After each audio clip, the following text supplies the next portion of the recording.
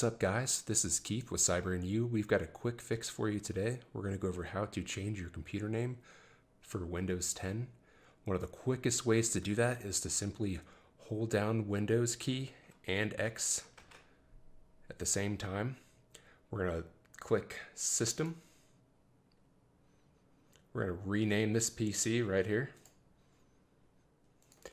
We're going to change it from Test to Jin, J-I-N. We're going to hit Next. And just like that, you've changed the name of your PC. However, you will need to restart your computer for changes to take effect.